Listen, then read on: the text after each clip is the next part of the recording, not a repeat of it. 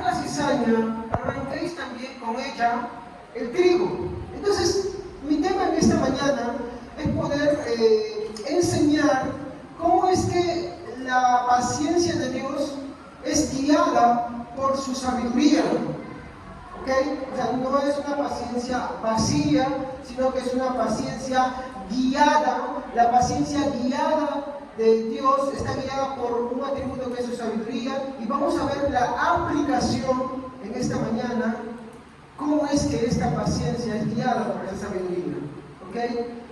Ya que podemos cometer el error de agarrar y simplemente comparar la paciencia divina con la paciencia humana, haciendo una comparación, hermano, desde el punto de nosotros, desde el punto de nuestras propias expectativas, desde el punto de nuestros propios intereses, y sería incorrecto hacerlo, ya que cuando la Biblia muestra cómo Dios está mostrando su paciencia, muestra las finalidades que Él tiene.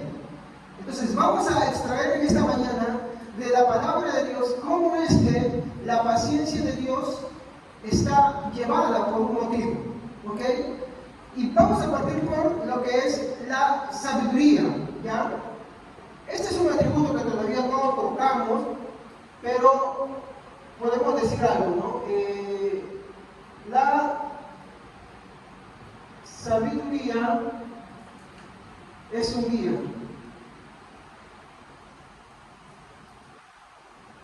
Cuando tenemos la idea de un guía, ¿para qué sirve? Cuando vamos de viaje, cuando vayamos a un sitio que no conocemos, muchos agarran y preguntan a alguien que sí conoce. Otros contratan su servicio. ¿Cómo se le llama a esa persona? Un guía. Un guía conoce el lugar. Un guía tiene experiencia sobre cierta situación, ¿no? Es experto sobre el lugar que te quiere guiar. Yo no puedo pretender agarrar y decirle, por ejemplo, Machu Picchu. ¿Sabe qué, señor? Muchas gracias. ¿Sabe qué, señor? No necesito, simplemente dígame para dónde está y yo me voy a guiar bajo mi propio parecer, bajo mis propios criterios, y me voy a ir para allá. No puedo. ¿Por qué? Porque yo no conozco cómo ir a Machu Picchu. Yo puedo llegar a la ciudad, pero para subir a Machu Picchu, lo que guía a Machu Picchu, no es así simple, señor. Hay un trayecto, hay una ruta, incluso para subir arriba. Entonces, ¿no? ¿Cómo?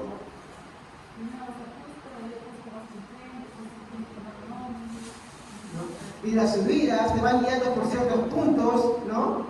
Recuerdo que cuando mi hija estaba por un lugar, decían, y esta piedra de acá transmite ciertas energías, y se puso ahí a su abuelito, o a su tío, le dijo, no, ese aquí viene, yo no siento nada acá. Ahí se puso medio mística. Bueno, era una niña en ese tiempo, ¿no? No, cuando fue a Machu Picchu. No, yo me acuerdo esa anécdota que me contaron. Bueno, al punto que voy, cada vez que vamos a un sitio que no conocemos, que no tenemos, mi hermano, la idea clara de las cosas que hay ahí, uno necesita de un guía. ¿Ok? Es importante, uno no puede despreciar, porque si tú desprecias el guía, puede ser problema, te vas a perder, ¿no? Y casos de muchos aventureros que han hecho esas aventuras de poder ir a explorar a la aventura, ¿qué pasa? Se han perdido y nunca han vuelto, se han accidentado y han muerto feo. Entonces, de la misma forma, nosotros no podemos aventarnos a la paciencia de Dios sin conocer lo que la Biblia dice de la paciencia de Dios y cómo es que la paciencia de Dios es guiada. ¿Ok? Entonces, esa guía que la paciencia de Dios va a mostrar, no la vamos a encontrar en nosotros. No la vamos a encontrar en ninguno que está acá. Lo vamos a encontrar, mi hermano, en otro atributo divino de Dios. Entonces, ahí es bueno conocer qué es ese atributo. Entonces ahí podemos empezar por la sabiduría, que es un guía. En este caso, ¿de qué tema estamos hablando? La paciencia de Dios, ¿no? Entonces la sabiduría es un guía de la paciencia de Dios. Muy bien. En primer lugar, cuando hablamos de sabiduría, ¿a qué nos estamos refiriendo?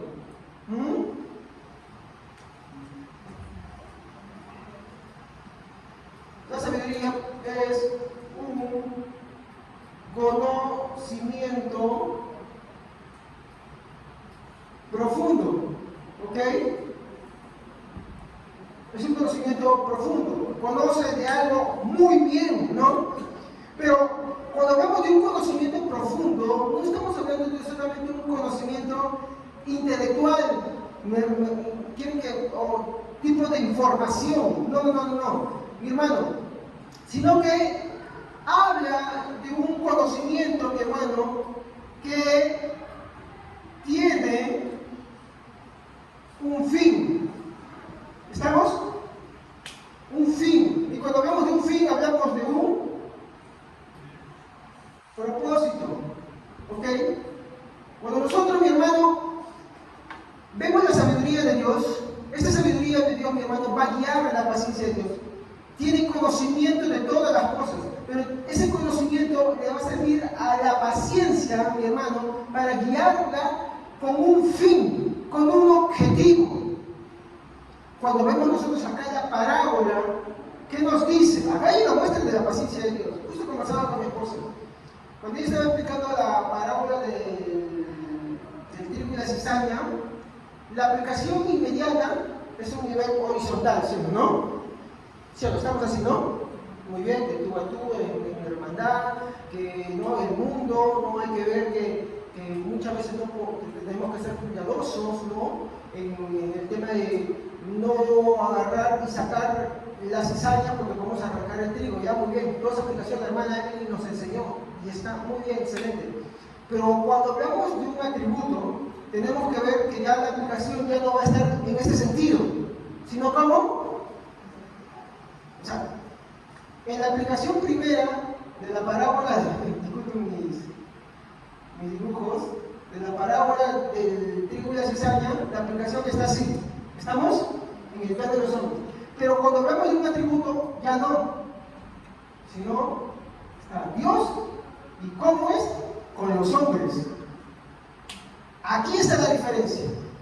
Entonces, miren qué es lo que empieza la parábola diciendo, ¿no? El reino de los cielos es semejante a un hombre que plantó buena semilla. ¿Ok? Muy buena semilla. Pero de pronto dice que viene un enemigo de noche y siembra cizaña. Muy bien. Y cuando la hierba crece y da fruto, ellos dicen, ¿pero qué pasó? ¿No sembraste buena semilla? Y ellos dicen, no, es que un enemigo vino de noche y la sembró. Y los labradores dicen, ¿quiere Señor que arranquemos la cizaña y la sabiduría? Y la paciencia la vamos a ir. La sabiduría guiando a la paciencia. ¿Qué dicen? No. Hay una nueva afirmación. No. Volvamos a leer el texto. Verso 28. Dice, Él les dijo, un enemigo ha hecho esto. Y los siervos le dijeron, ¿quieres pues que vayamos y le arranquemos? Él les dijo, no. Sea que al arrancar la cizaña, arranques también el trigo. Chapas la cizaña y te llevas de golpe al trigo, te llevas dos. Entonces, Dios, ¿qué está diciendo? No arranques la cizaña. No vaya a ser que al arrancar la cizaña, arranques el trigo. Pero acá, desde el punto de vista del atributo, ¿qué nos está queriendo mostrar? ¿Qué es lo que nos quiere enseñar? Ya no el carácter de los hombres, sino el carácter de Dios. ¿Quién es que dice, no le arranques? ¿Ok? Entonces dice, no le arranques. Pero dijo que no lo arrancará para siempre. Miren, vean conmigo lo que dice. Él les dijo, no sé que al arrancar la cizaña, arranquéis también con ella el trigo. Verso 30. Dejad crecer juntamente lo uno y lo otro hasta la siega. ¿Es hasta que muera la planta?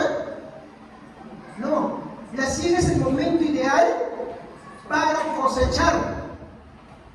Es el momento ideal en cuanto el fruto ha llegado a su madurez.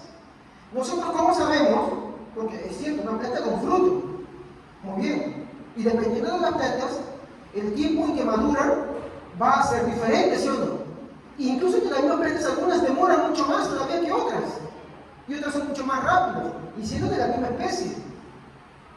Pero ¿qué sucede acá? Me dice hasta el momento de la siega. Y cuando llegue la siega, saca uno y saca el otro.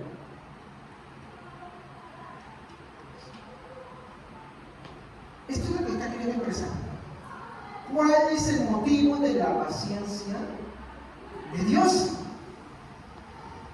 Porque podemos malinterpretar también y entender que, bueno, Dios tiene que tener paciencia y la tiene paciencia con todo el mundo.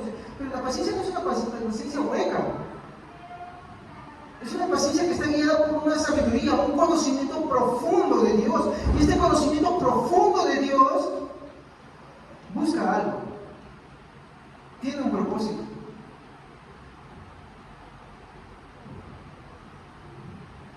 Entonces, la sabiduría de Dios consiste en actuar teniendo un fin, un propósito correcto. Pero acá la pregunta es, ¿correcto para quién? ¿Para mí? ¿Para ti, hermana? ¿Para ti, hermano? ¿Correcto para quién? Porque nosotros podemos tener idea de lo que es correcto, está muy bien. Pero Dios, cuando ejecuta su paciencia, Él, bajo la cual todos estamos inmersos, tiene un fin y un propósito correcto. Pero correcto, otra vez quiero decir acá, ¿para quién? Exacto, para Él mismo. ¿Ok?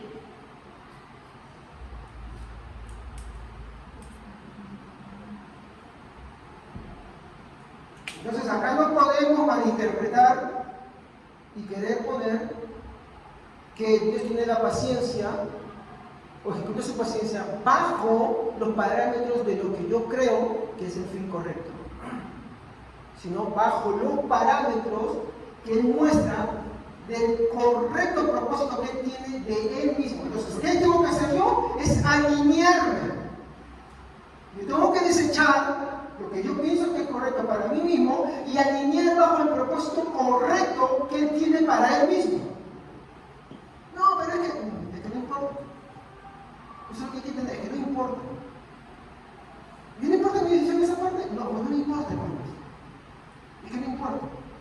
¿Por qué? Porque es bajo el correcto propósito que Dios tiene para Él mismo. Porque Él ha definido y ha parametrado las cosas. Entonces aquí es donde vamos a meternos un poquito más adentro. Quiero volver a leer el texto, pues lo podemos entrar más abajo. Muy bien. Él les dijo, un enemigo ha hecho esto. Y los hijos le dijeron, ¿quieres pues que vayamos y arranquemos? Y la arranquemos. Él les dijo, no sé que al arrancar la cizaña, arranquéis también con ella el trigo, que se juntamente uno y otro hasta la siega. Y en el tiempo de la siega diré a los segadores, recoger primero la cizaña, atar de manojos para quemarla. Pero recoged el trigo en mi granero.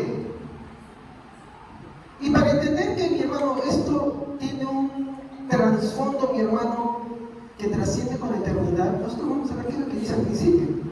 Miren lo que comienza diciendo una parábola. Le refirió otra parábola diciendo, el reino de los cielos es semejante a... O sea, eso trasciende, eso no se limita solamente a esta vida, eso trasciende. Mi hermano, muestra cómo es la paciencia de Dios acá, pero el fin de la paciencia también. O sea, el propósito del cual la paciencia va a apuntar y es ejecutar algo. Y es que la cizaña es atada y llevada para hacer... ¿A qué se está refiriendo eso? Al infierno. El agricultor cuando cosechaba, cultura de campo, porque esa era la cultura judía, cultura de campo, ganadería, nada de filosofía, cultura de campo, ganadería. Al judío solamente le importaban dos cosas: la ley moral de Dios, ¿estamos? La ley moral de Dios y cultivar la tierra, porque de esa vivía. Entonces cuando tenía cosecha, para él era una alegría, porque va a tener provisión. Y la ley moral para guiar su vida, ¿sí o no? Por eso, aunque ellos hacían algo, todo se lo atribuían a Dios. David tenía una victoria, ¿y a quién se le atribuía? El león venía contra mí, el oso venía contra mí, y le echaba la mano y se tenía una oveja, se la quitaba de sus fauces y le daba muerte. ¿Pero a quién le atribuía la gloria? Pero puede decir, pero yo lo hice. No, le decía, Dios. Ese era el pensamiento. Esa era la idea. No importa que lo que yo haga, no importa lo que yo me he esforzado, la gloria es de Él. Si yo me puedo pensar en algo, mi hermano, pero yo sí puedo poner el caso de mi hijo ahí. Mi hijo, si tuviera todas las condiciones normales, él podría estudiar y hacer tantas cosas. Pero Dios me lo mandó así. Tú puedes hacer muchas cosas. Dios te manda un cáncer, te manda una leucemia, te permite algo, te permite una enfermedad, un accidente. Como ese boxeador, por ejemplo, bien mujeriego, orgulloso, todo eso. Tuvo una caída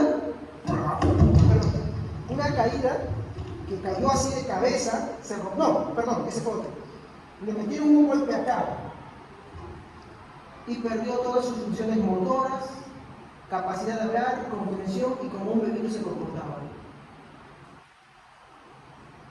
Así pasa, hermano, no hay que ser orgulloso. Todo lo que nos podemos jactar hoy, mañana no está.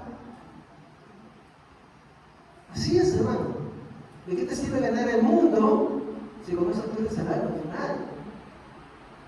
Cualquier logro que tú tengas, cualquier éxito que tú tengas, te voy a poner así, dale la gloria a Dios. Más te vale reconocerlo, más te vale darle esto, antes que cualquier otra cosa, antes que atribuirte, antes que dejar de honrarle. ¿Por qué?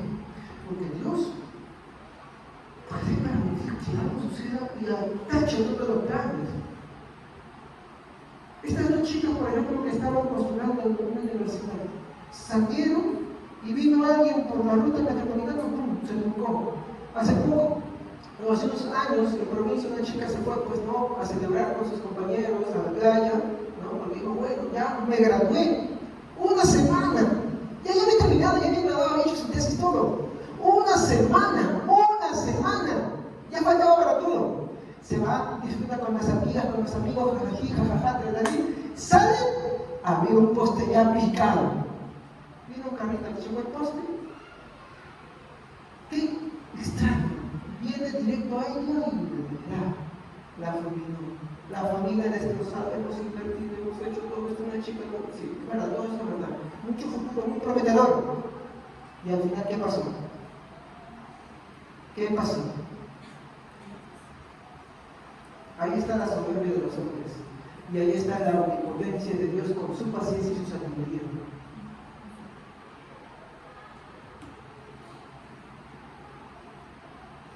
Acá puedo tomar una pequeña aplicación. Según Proverbios.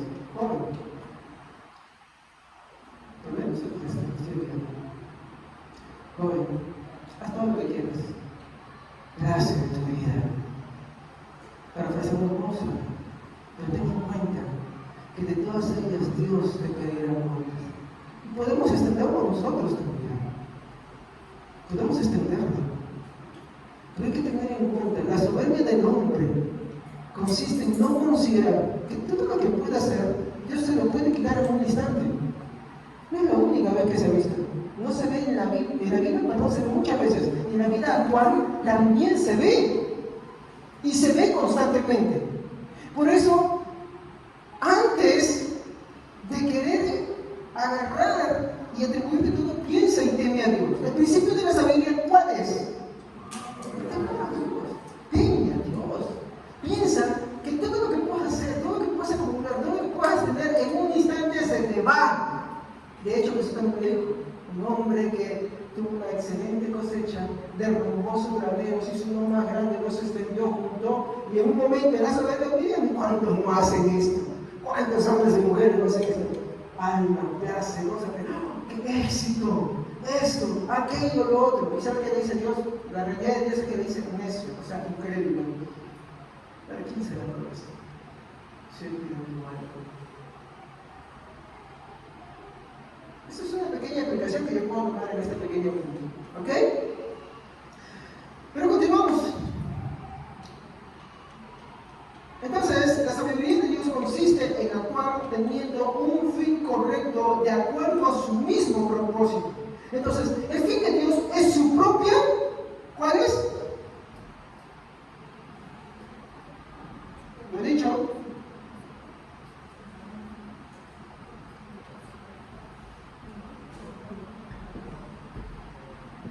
No estoy de acuerdo con eso, lo siento, querido hermano. Lo siento. Su fin no es tu propia gloria. Ni siquiera mi fin, y esto lo vamos a ver los días miércoles, porque vamos a llegar dentro al tema de Jesús defendido en Jerusalén, Jesús defendido en Nicea, Jesús defendido en Éfeso. Ese es el problema que sucede cuando escuchamos un hombre guatemalteco que decía bien claro: cuando nosotros conocemos todo lo que la iglesia ha avanzado a lo largo de los años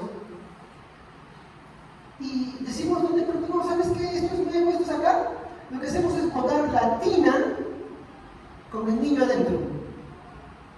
¿Tú bañando a tu bebé alguna vez en una tina, cuando bebito? Y el agua sucia, ¿la botas con el niño o sacas al niño? Y botas el agua sucia nada más. Ya, cuando tú desconoces todo lo que han hecho, todo lo que han luchado, por ejemplo, bueno, ya este miércoles, inmediatamente, vamos a ver el tema de Jesús defendido en Jerusalén, en el primer concilio de Jerusalén. Está en la Biblia, en Hechos 15. Es una lucha contra los herejes ahí, especialmente contra los semenitas, contra aquellos que les gustaba judaizar, estos, que es una herejía que ya vamos a ver. Hermano, defendieron a Jesús ahí. Defendieron a Jesús ahí. Ahora, si nosotros despreciamos esto, ¿qué sucede? Hoy en día tenemos los famosos, Yeshua HaMashiach. Ya no hay que llamar a Jesús, hay que llamarlo Yeshua HaMashiach. O hay que mirar en Israel qué templo van haciendo. Eso es lo que sucede. No podemos tirar todo. Y una de las cosas que se hizo en uno de los concilios fue reconocer de quién es la gloria de la salvación del hombre. ¿Y qué creen que dijeron? ¿Sobre qué se afirmaron? Uno, el testimonio bíblico. Y dos, tu salvación no es para tu propia gloria, es para la gloria de Dios. Por lo tanto, el que tú creas es voluntad de Dios y es intervención de Dios y es soberanía de Dios. Pero los hermanitos que hoy niegan esto botan el agua sucia con el niño adentro. Y eso es triste. O vayas a leer, por ejemplo, la historia de David, o vayas a leer hasta el mismo Saúl, un impío, a quien cuando mi hermano estaba guiado por Samuel, ¿a quién le daban la gloria?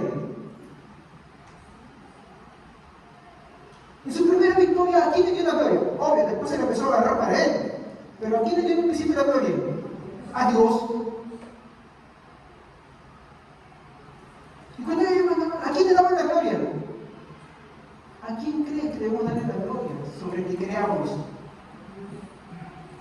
Te digo algo, no le das la gloria a Dios, tú lo estás robando. Tú lo estás robando, así de simple. Su fin es su propia gloria, no es nuestra gloria.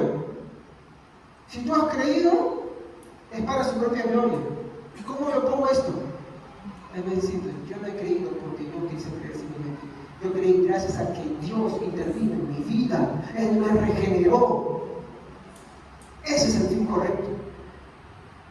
Entonces, la paciencia tiene un propósito correcto y su fin prioritario en todo es para su propia gloria. Ahorita vamos a ver un texto para esto.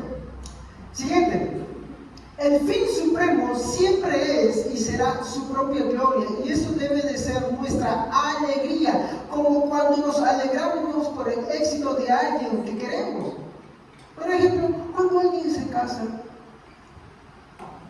¿cuál es el sentido correcto? Alegría por el que se está casando, ¿sí o no? Cuando alguien tiene un éxito, por ejemplo, no sé, vamos a poner este ejemplo, terminó tantos años de estudio, y uy, se graduó. ¿Cuál es lo que tiene? ¿Qué sentimiento? Ay, qué pena que hayas terminado, qué chinche que hayas terminado. Y tú puedes que ni siquiera la secundaria hayas terminado.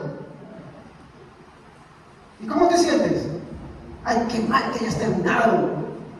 No, oye, qué bonito, te felicito, qué alegría. Oye, toma, ¿sabes qué? Oye, un pollo, toma, no sé, toma una gaseosa, que sea, ya no importa un bizcocho. Oye, pero qué alegría. Tú no has terminado, tú no has tenido ningún éxito. Puede que hayas fracasado en todo.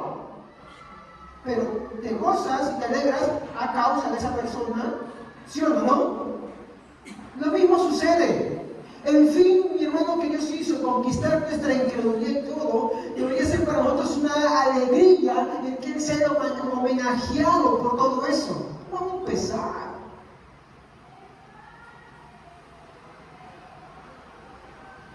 empezar.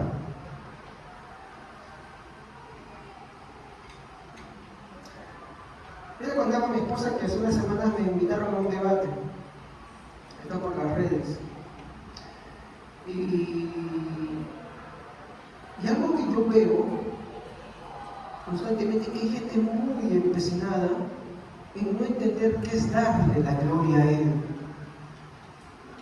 Yo no lo comprendo. Miren, ¿qué es más sencillo, como dijo Jesús? Si bien es cierto, creí, ¿hay algún problema con darle la gloria a Dios? ¿Hay alguna incomodidad de decir, Él fue el que me salvó, Él me hizo creer?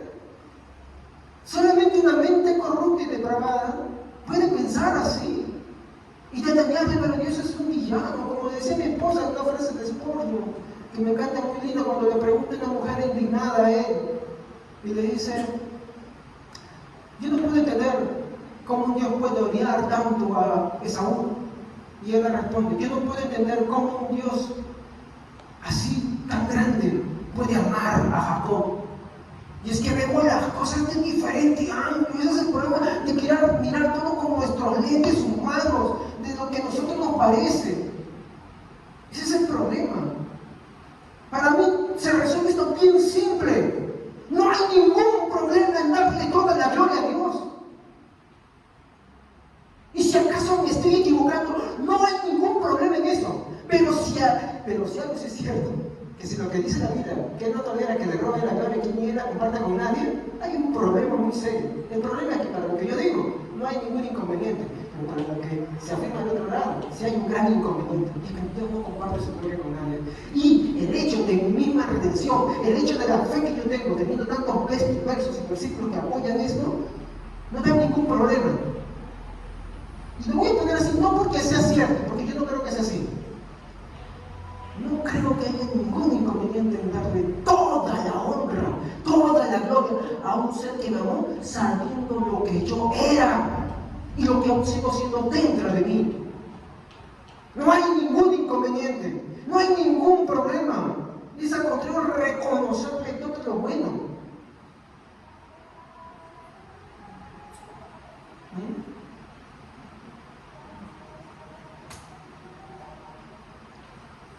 Mi esposa conversé y me dijo: toma tu decisión. Me dijo: puede causar dos cosas. Y después, pensando, porque me hicieron una reinvitación, dije: he visto personas que creen en eso del libre albedrío, pero que son muy constructivas, entienden la limitación de su postura.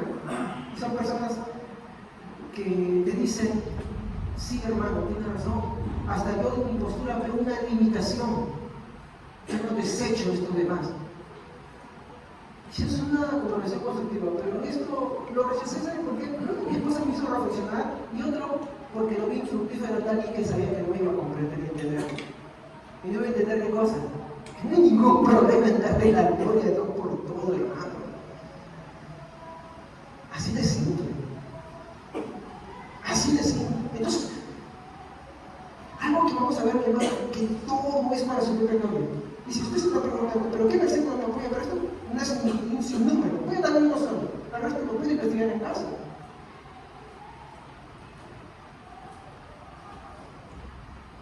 Romanos, capítulo 4, versículo 33. Espero verlo aquí. Romanos 4, 33, por favor. Reina Valera de preferencia, en este caso.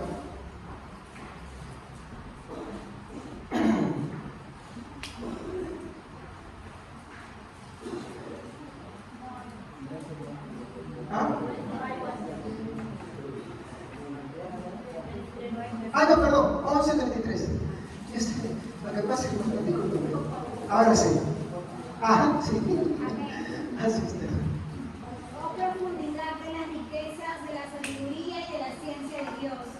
Cuán insondables son sus juicios e inescrutables sus caminos. Cuán profundo es de Él, cuán insondables sus caminos.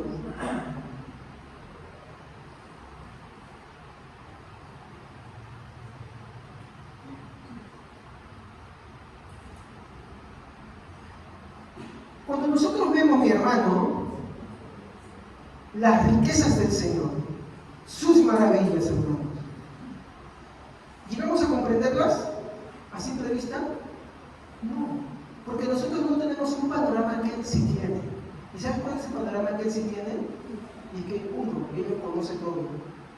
Él, mi hermano, lo sabe todo. Y no, cuando lo conoce, hay que entender otra vez, no es como el conocimiento de nosotros. Nosotros tenemos un conocimiento, por ejemplo, cuando leemos la Biblia o cuando vemos cualquier otra cosa, es un conocimiento acumulativo, experiencial, que vamos aprendiendo y vamos acumulando. ¿Estamos? Dios no es que se agarra y dice, vamos a agarrar un libro para ver algo que no conozco. Dios no es así, porque Dios no puede aprender. ¿Me entienden? Porque Dios es omnisapiente. Pero pastor, Jesús dice que crecía en conocimiento y sabiduría, pero después el hermano se lo saca por ahí. No vamos a entrar ahí, hermanos. Para eso vengan los miércoles. Jesús tiene dos naturalezas: la humana y la divina. 100% hombre, 100% Dios. No pierden ninguno de sus atributos, ni tampoco, mi hermano, se mezclan, ni se confunden, ni como la fusión y sale un tercer nuevo ser. No, así no es. ¿Estamos? Las dos naturalezas de Jesús, la humana y la divina, conservan sus atributos. Por ejemplo, aquí doy un ejemplo. Jesús tenía hambre. ¿Qué naturaleza vemos ahí? Humana. Y cuando Jesús ve a una multitud y tiene misericordia porque los ve como ovejas sin pastor, ¿qué hace con ellos? La multiplicación. ¿Qué naturaleza vemos ahí? La divina, como que la humana. O sea que, claro, hermano, no entender eso te trae un problema serio. Te trae un serio problema, no es una cosa sencilla. Les voy diciendo, hermanitos queridos, tengan cuidado con esto. Esto no es algo que deba ni aburrirte, es algo que debas, mi hermano, reprender a ti mismo si te da pereza eso. ¿Por qué? Porque eso te lleva a implicaciones muy serias, muy peligrosas. No querer, mi hermano, asimilar esto. ¿Saben por qué? Así de simple. Cuando nosotros, mi hermano, de forma abierta abrazamos la herejía, por más que se te quiera hacer entender, explicar, con paciencia, con manzanita, como dicen por ahí, teniéndote paciencia y todo eso, ¿sabes qué demuestra eso? Que tú no eres de él. Asistes acá. De hecho, Juan, en su epístola dice, cuando habla sobre los gnósticos, ¿saben cuál es el problema de los gnósticos? Es un problema con Jesús, con respecto a una de sus naturalezas. Juan, él mismo Juan dice, estaban con nosotros, pero no eran de nosotros. Estaban con nosotros y salieron de nosotros para manifestarse. ¿Y usted qué cree que ellos salieron nosotros fundando otra iglesia? No, estaban dentro de la iglesia queriendo convencer a los demás, porque Juan está escribiendo una iglesia ahí, en su epístola. Y le está diciendo, los que están pensando ahí, dentro de ustedes, eran de nosotros, se manifestaron para que sepan que no somos de nosotros. ¿Se dan cuenta de lo peligroso que es eso? Yo no puedo tener cualquier postura sobre Jesús, no tienes el derecho de tenerla. No me parece, lo siento, querido. Y como digo, esto ya no me sacó de la manga. Hermanos, yo en el pasado escribí herejías. ¿Y saben por qué escribí herejías? Para todos aquellos que de repente se han preguntado por el pastor, ignorancia, todo es ignorancia. Pereza de ver la vida, pereza de querer estudiar la palabra de Dios, pereza de querer conocer la riqueza del cristianismo. Que pereza de querer, mi hermano, desechar mi tiempo de ocio, mi tiempo lúdico para tantas cosas, esparcimiento, juegos, tantas cosas que puedan haber, para concentrarme en eso. ¿Por qué? Porque sabía un juego mucho, sabía una cosa mucho, pero de Dios, nada. ¿Y cómo puedo querer enseñar eso? Eso es lo que enseñaba la iglesia, nada. De eso me tuve que arrepentir. Y ahora sí, en mi quehacer diario me doy cuenta cada vez de más cosas que no sabía y me voy afirmando. No es algo nuevo, sino es afirmarse.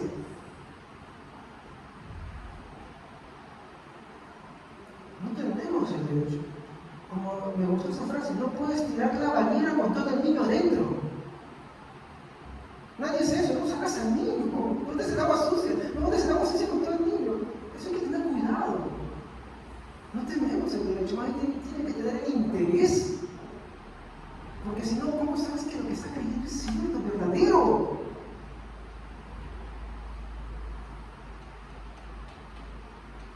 Yo le aconsejo, venga los miércoles estamos enseñando sobre esa riqueza que ha tenido mi hermano el cristianismo sobre el tema de Jesús. Y los apóstoles en su doctrina apostólica, ellos mismos afirman, cualquiera que no cree así, ni siquiera comas con ellos, ni siquiera te sientes con ellos. Es más, Pablo dice, ni a un hermano le llaméis. ¿Por qué no dice esto? Porque el hecho de cómo creemos en Cristo no es cualquier cosa. Debe ser el objeto de todo nuestro interés. Porque si amamos a Dios, queremos conocer más de Él. A pesar de que te dé flojera, a pesar de que te dé sueño, a pesar de que no tengas interés. Pero ¿qué hago si tengo eso? Arrepiéntete, pues, hermano. ¿Qué crees? ¿Que yo no me tengo que arrepentir muchas veces de mis faltas de interés, de mis sueños, de mis desganos? Sí, pues, hermano, tengo que hacerlo. Pero eso no es solamente mío, eso es también de cada uno. De cada uno. Y no es que yo me ponga a ver por lo que yo hago, no. Uno tiene que estar viendo los detalles, porque la Biblia dice claramente, hermanos, no os hagáis maestros sabiendo que recibiréis mayor condenación. ¿Sabes qué es eso, no? Que Dios, Él, bajo su propia norma, no la tuya, bajo su propia norma, de cada una de tus palabras, te va a decir, todas las metidas de pata que yo he dado, todas las herejías que yo he dicho, de todas, nunca le respondes a Dios. Pero que hay un temita. ¿Eso cree que a ti te va a salvar? ¿Eso cree que a ti te va a liberar? Perdón, por dijo la palabra. No. Acá te contó el espejo, hay muchos espejos. Mírate a ti, que Dios te va a revelar. Jesús dijo, y en el día posterior el Señor nos juzgará por cada palabra que hayan dicho.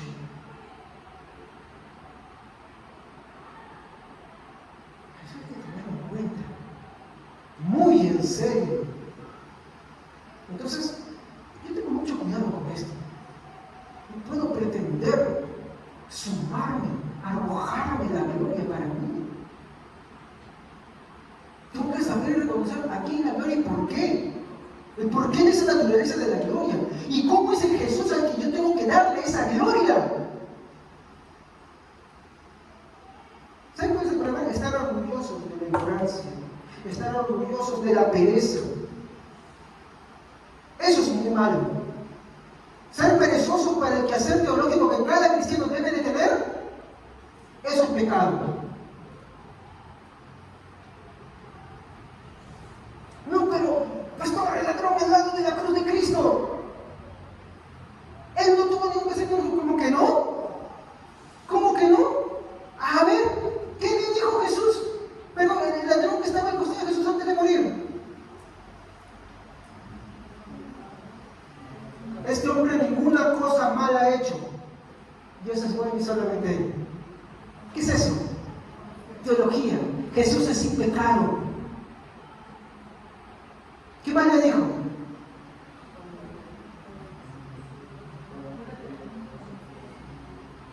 Eso es la depravación.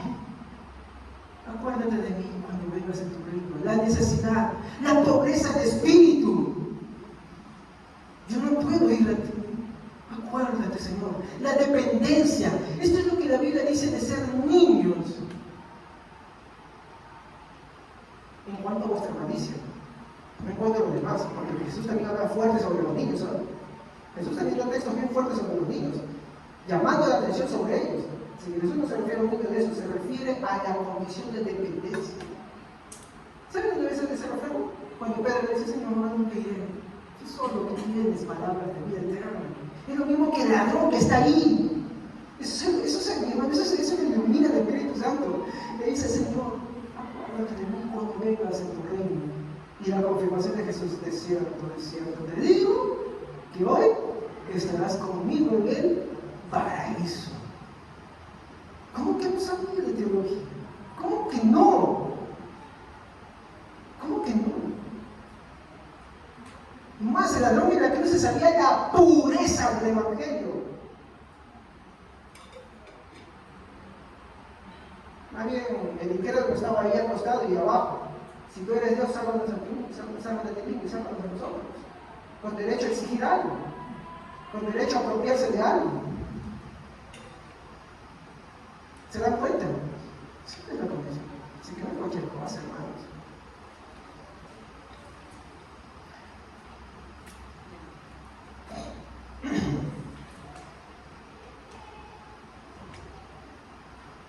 Ya lo que quieres saber más, ya me preguntan qué es lo que me pasó de repente ese debate. Muy bien. En tercer lugar, la paciencia de Dios es, en resumen, en resumen podemos decir que no es una paciencia vacía o sin sentido y que no tenga ningún propósito, ¿ok? No podemos malinterpretar la paciencia de Dios. O sea, a veces, como ponerlo así, vemos la paciencia de Dios como que Dios solamente es tolerante. ¿Me entienden? Ah, sí, Dios es paciente, muy bien. La pregunta es ahí, ¿por qué es paciente? Y ya vimos la primera causa. ¿Cuál es la primera causa o el objeto de su paciencia? Su hijo amado, es el deleite. Pero la segunda, ¿cuál es? Y ahí está su propósito. El primer propósito que vemos es su gloria. Y todo lo que implique esa gloria. Todo. Entonces ahí entramos en detalle. ¿Cuál es el propósito de que la paciencia de Dios se manifieste, escuchen bien, en toda la humanidad? ¿Cuál es? Aquí debemos entender el por qué Dios ejerce tanta paciencia contra una humanidad que constantemente le desafía. Y vamos a leer, por favor, que lea Mateo 28, 13, 28, 29, por favor, otra vez.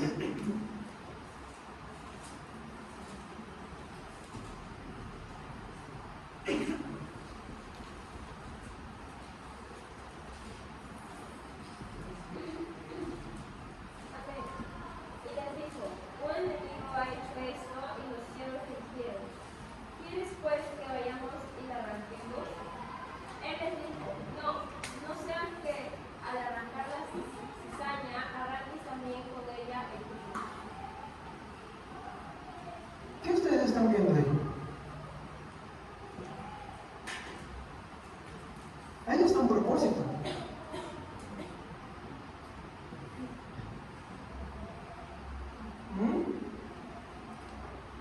No te va a oír lo que dice.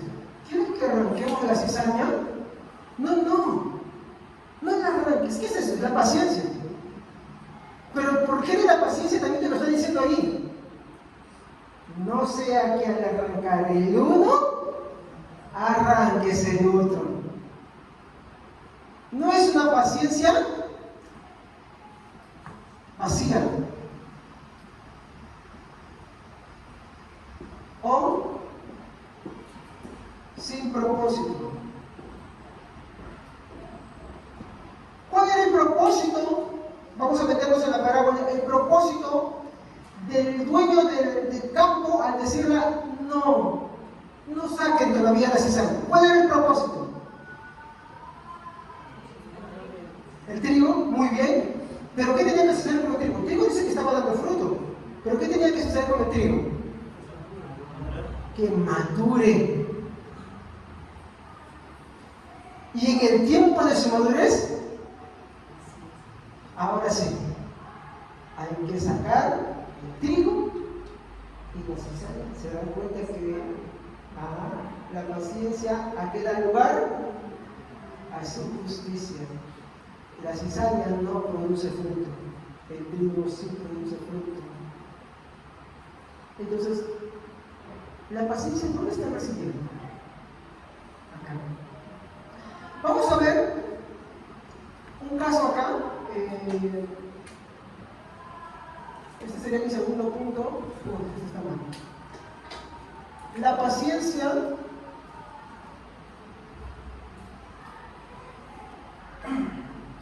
en lo legal. ¿Saben a qué me refiero con lo legal? ¿A qué forma me refiero? Legal, jurídico. Pastor, no me da cosa, escúchame atentamente. Vamos a poner esto en un caso. ¿Ya? Punto número 1. Tomemos el caso de un país en el cual se aplica la pena de muerte. Por ejemplo, en los Estados Unidos, ¿existe o no existe la pena de muerte? Existe, disculpen la letra, la pena de muerte. Muy bien. Y ellos han dictaminado que bajo ciertas circunstancias, según el delito y después de un juicio, la pena de muerte para tal persona está permitida. En Israel también sucedía. La pena de muerte se daba después de que había un proceso en el cual los ancianos dictaminaban y examinaban el caso. También se propuesto la vida y dice, no matarás, no dice no matarás, dice no asesinarás. Y si quiere decir que tú no puedes tomar la justicia en tus propias manos. Pero Dios ha determinado leyes y factores en las cuales ellos sí pueden ejecutar una pena. ¿Estamos? Y por eso que los Estados Unidos sí tienen esa pena. Eso sí. ¿Ya? Ahora, ¿por qué tomo este caso? Porque me va a servir para el ejemplo. En este país, como en los Estados Unidos, existe la pena de muerte. Acá en el Perú también existe. Aunque no se ejecuta, pero ¿en qué casos existe? ¿Ah? Traición a la patria. Bajo el cargo de traición a la patria, existe. ¿No creen que la Constitución no está? Sí está, hermanos. Sí está. Muy bien. Déjenme, están aprendiendo. Es bueno que haya niños. Estamos vacíos sin niños, buen tiempo. Es bueno y saludable que ahora sí haya. Entonces tenemos este caso, ¿ya? Un ejemplo de los Estados Unidos. Ahora, vamos a añadir algo, ¿ya? Vamos a añadir a una mujer que después de ser enjuiciada es condenada a la pena de muerte en ese país, ¿ya? No se molestan si tengo un caso de alguien.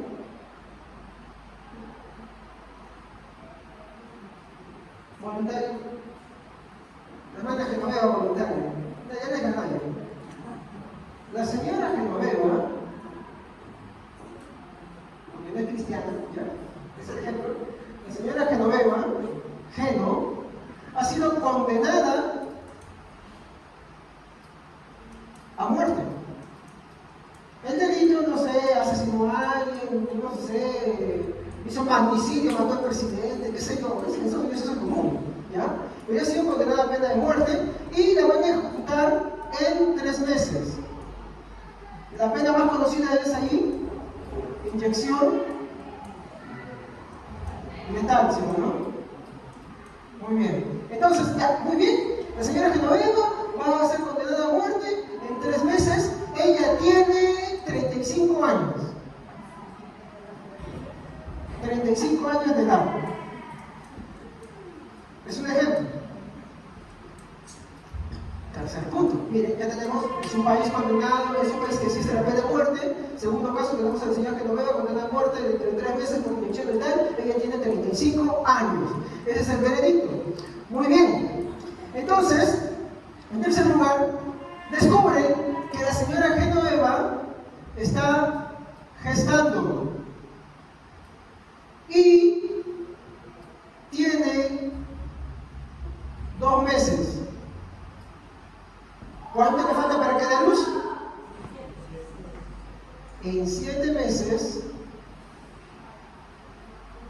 en 7 meses dará a luz. Muy bien. Les pregunto algo. Ahora quiero preguntarles algo. Como ella está embarazada y aún le quedan 7 meses La pregunta es, ¿le dan la pena de muerte a los 3 meses? No. ¿Por qué? Porque matas a 2. Así son esas leyes.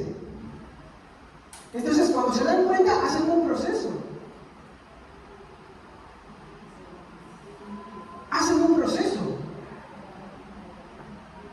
Eso sucedió varias veces. Entonces, ¿qué sucede? ¿Esta pena de muerte es suspendida? No. Aplazada. ¿Hasta cuándo? Ajá, hasta dar a luz. O sea, hasta que el bebé nace. Muy bien. Nace el bebé y la pena continúa. Acá lo que tenemos que entender es que la prórroga, mi hermano, es a causa del bebé y no por ella. ¿Me entiende? Entonces, esto es por el bebé.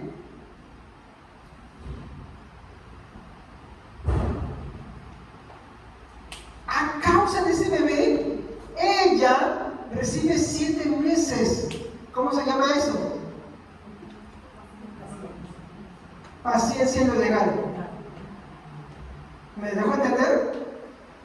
Hasta en el foro humano, la paciencia no es sin sentido, no es vacía. Tiene un objetivo, tiene un propósito, tiene una finalidad.